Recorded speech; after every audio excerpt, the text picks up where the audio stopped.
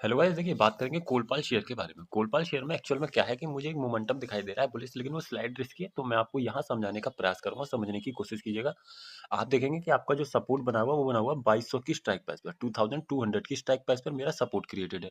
But actual में क्या है कि ये जो सपोर्ट मेरा क्रिएटेड है ये स्लाइड रिस्की है। क्यों है? जब आप 2200 से 2100 की स्ट्राइक प्राइस पर नीचे की तरफ अपनी नजर घुमाएंगे तो आपको ये देखने को मिलेगा कि 2200 की स्ट्राइक प्राइस पर जो हाईएस्ट ओपन इंटरेस्ट क्रिएटेड है, इस हाईएस्ट के कंपैरिजन में 2100 की स्ट्राइक प्राइस पर लगभग लगभग 74% के आसपास का एक second highest open interest created है।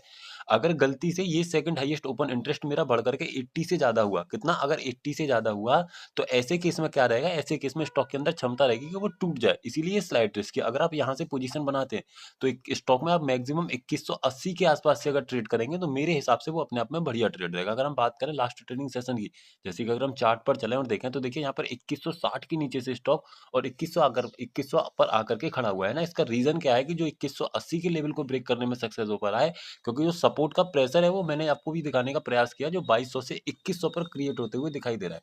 अगर ये प्रेशर 2100 पर अगर बढ़ गया, यानी कि अगर 80 से ज्यादा हुआ, तो ऐसे केस में स्टॉक टूट जाएगा। अदरवाइज स्टॉक का जो बॉटम रहेगा एज पर करंट सिनेरियो वो 2200 ही रहेगा।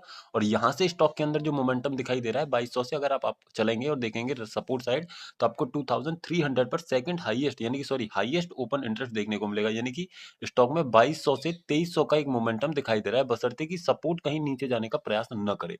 अगर ऐसा नहीं हुआ तो स्टॉक में आपको एक अच्छा मोमेंटम देखने को मिल जाएगा। तो सर वीडियो सब एजुकेशनल पर्पज है। Thank you so much.